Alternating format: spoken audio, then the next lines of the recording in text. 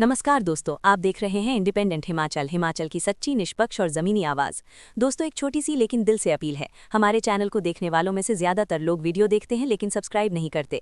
अगर आपको हमारी खबरें पसंद आती हैं तो कृपया चैनल को सब्सक्राइब जरूर करें। इससे हमें और सच्चाई आपके तक पहुंचाने की ताकत मिलती है। और हाँ दोस्तों, कॉमेंट में जरूर बताइए कि आप हिमाचल के किस जिले से हमें देख रहे हैं, शिमला, मंडी, कांगड़ा, हमीरपुर, ऊना, कुल्लू या चंबा। तो चलिए दोस्तों, शुरू करते हैं आज की ताज़ा और अहम खबरें। परिवहन विभाग की आरटीओ सोना चंदेल इन दिनों लेडी सिंघम के नाम से खूब चर्चा में है। इसके पीछे उनके द्वारा किए गए 2 चालान हैं। एक चालान उन्होंने अपनी सरकारी गाड़ी का कर दिया, जबकि एक चालान अपने ही परिवार के एक सदस्य का किया है। प्राप्त जानकारी के अनुसार उन्हें जुलाई 2025 में विभाग की ओर से बिना हाई सिक्योरिटी नंबर प्लेट के वाहनों के चालान करने व लोगों को जागरूक करने की निर्देश हुए। इसके बाद उन्होंने ITI नाहन के समीप नाका लगाया। नाके के दौरान जो वाहन बिना हाई सिक्योरिटी नंबर प्लेट के पाए गए, उनकी टीम चालान कर रही थी। तभी उनके एक परिवार के सदस्य भी स्कूटी लेकर आए, उस पर भी हाई सिक्योरिटी नंबर प्लेट नहीं लगी थी। चले बढ़ते अगले अपडेट की तरफ। हिमाचल प्रदेश में शीतल लहर का असर लगातार बना हुआ है। राज्य में 9 स्थानों पर रात का पारा माइनस में दर्ज किया गया है, जबकि 2 जगह शून्य में दर्ज किया गया। पहाड़ी भागों से लेकर मैदानी क्षेत्रों तक ठिठुरन बढ़ गई है। राज्य के सभी स्थानों पर न्यूनतम तापमान 10 डिग्री सेल्सियस से कम चल रहा है। बीते दिन रोहतांग, सोलंगनाला और पांगी में हुई बर्फबारी से जनजातीय क्षेत्रों में शीतल लहर और बढ़ गई है। वहीं बिलासपुर में घना, पांवटा साहिब, मध्यम व ऊना में हल्का कोहरा छाया रहा। आज राजधानी शिमला सहित अन्य भागों में धूप खिली हुई है। चलिए बढ़ते हैं अगले अपडेट की तरफ। हिमाचल प्रदेश में पंचायत चुनाव समय पर करवाने को लेकर दायर याचिका पर राज्य सरकार ने बुधवार को हाईकोर्ट में अपना पक्ष रखा। हाईकोर्ट ने मामले में फैसला सुरक्षित रखा। सरकार ने अदालत से पंचायत चुनाव करवाने के लिए कम से कम 6 महीने का वक्त मांगा। सरकार की ओर से अदालत को बताया गया कि चुनाव को टालने की कोई मंशा नहीं है, लेकिन इसके लिए वक्त लगेगा, क्योंकि नई पंचायतों, पंचायत समिति और नगर निगम की परिसीमा का गठन का काम चल रहा है। ऐसे में समय पर चुनाव करवाने में दिक्कत हो रही है। चलिए बढ़ते हैं अगले अपडेट की तरफ। शैक्षणिक सत्र 2025-26 की 10वीं 12वीं की उत्तर पुस्तिकाओं का तय शेड्यूल के तहत मूल्यांकन हुआ तो हिमाचल प्रदेश स्कूल शिक्षा बोर्ड रिकॉर्ड समय में रिजल्ट घोषित करेगा। शिक्षा बोर्ड ने परीक्षा परिणाम घोषित करने की तिथि 30 अप्रैल रखी है, जिसके लिए 1 अप्रैल को परीक्षाएं समाप्त होने के बाद से 2 अप्रैल से उत्तर पुस्तिकाओं के मूल्यांकन कार्य को शुरू करने की बात कही है। शिक्षा बोर्ड ने परीक्षाओं के बाद 18 दिन में मूल्यांकन कार्य पूरा करने का लक्ष्य तय किया है, ताकि रिजल्ट से जुड़ी अन्य औपचारिकताओं को समय रहते पूरा किया जा सके। मूल्यांकन का कार्य 22 अप्रैल को समाप्त करने का लक्ष्य रखा है। इसके बाद 8 दिन का समय अंकों की ऑनलाइन प्रविष्टि, जांच और अनुमोदन की प्रक्रिया को पूरा करने के लिए रखा गया है।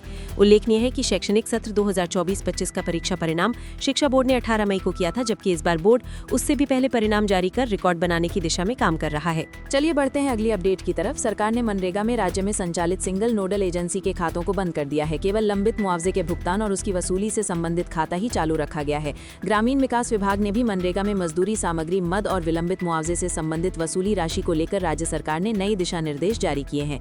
ग्रामीण विकास विभाग की ओर से जारी आदेशों में स्पष्ट किया गया है कि पूर्व में जारी सभी आदेशों को निरस्त करते हुए अब नई व्यवस्था लागू की है। राज्य स्तर पर संचालित सभी सिंगल नोडल एजेंसी SNA खाते बंद कर दिए गए हैं। केवल विलंबित मुआवजे के भुगतान और उसकी वसूली से संबंधित खाता ही चालू रखा गया है।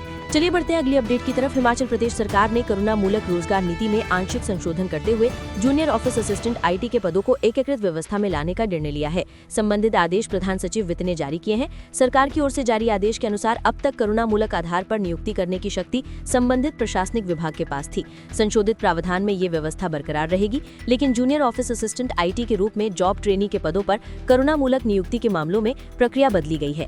नई व्यवस्था के अनुसार ऐसे मामलों में संबंधित विभाग सभी आवश्यक औपचारिकताएं और पूर्व आवश्यकताएं पूरी करने के बाद प्रस्ताव को कार्मिक विभाग के अंतर्गत निदेशालय भर्ती को भेजेगा। चलिए बढ़ते हैं अगली अपडेट की तरफ। शिमला हिमाचल प्रदेश के सबसे बड़े किसान बागवान संगठन संयुक्त किसान मंच की मांग पर प्रदेश सरकार ने छोटे बागवानों को बड़ी राहत दी है। मार्केट इंटरवेंशन स्कीम MIS में सेब बेचने वाले ऐसे बागवान जिन्होंने 100 बोरी से कम सेब बेचा था, उनसे अब राजस्व रिकॉर्ड यानी खतौनी, जमाबंदी या अन्य भूमि दस्तावेज नहीं लिए जाएंगे। सरकार के निर्देशों के बाद हिमाचल प्रदेश बागवानी उपज विपणन एवं प्रसंस्करण निगम HPMC ने संबंध में बुधवार को अधिसूचना जारी कर दी है। चलिए बढ़ते हैं अगले अपडेट की तरफ। मुख्यमंत्री सुखविंदर सिंह सुक्खू ने बुधवार को स्वास्थ्य, शिक्षा और स्वास्थ्य विभाग की उच्च स्तरीय बैठक की अध्यक्षता करते हुए कहा कि प्रदेश सरकार की ओर से राज्य के सभी चिकित्सा महाविद्यालयों के लिए सीनियर रेजिडेंटशिप पॉलिसी बनाई जाएगी। इस पॉलिसी के तहत सीनियर रेजिडेंट के पदों का युक्तिकरण किया जाएगा। मुख्यमंत्री ने कहा कि सीनियर रेजिडेंटशिप में GDO का कोटा 66% किया जाएगा। अभी इसका अनुपात GDO व सीधी भर्ती में 50-50% है। उन्होंने कहा कि चिकित्सा महाविद्यालय चंबा, नाहन, हमीरपुर व नेर चौक में नए विषयों में MD व MS करवाई जाएगी। इससे स्वास्थ्य क्षेत्र में आधारभूत संरचना और सुदृढ़ होगी।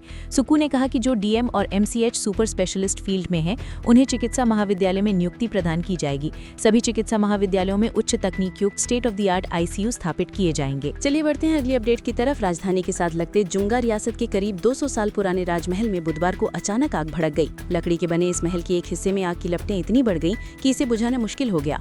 आग लगने के कारण इस पुराने महल का एक हिस्सा पूरी तरह से जलकर राख हो गया। महल के भीतर पुरानी लकड़ी में अभी भी आग पूरी तरह से नहीं बुझी है।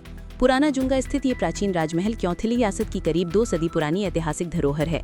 ये महल काफी पुराना है और करीब 100 साल से खाली पड़ा है। चलिए बढ़ते हैं अगले अपडेट की तरफ। भाजपा प्रदेश अध्यक्ष डॉक्टर राजीव बिंदल ने कहा कि कांग्रेस की केंद्र सरकारों ने जवाहरलाल नेहरू के नाम को हटाकर कई योजनाओं को बदला था। भाजपा ने राम जी के नाम पर किसी योजना को शुरू किया तो उसका इतना अधिक विरोध क्यों किया जा रहा है।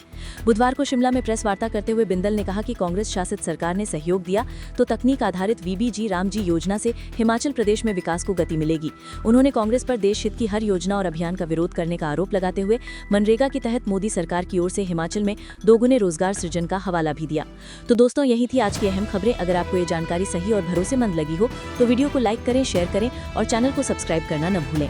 आपकी एक छोटी सी सपोर्ट ही इंडिपेंडेंट हिमाचल को और मजबूत बना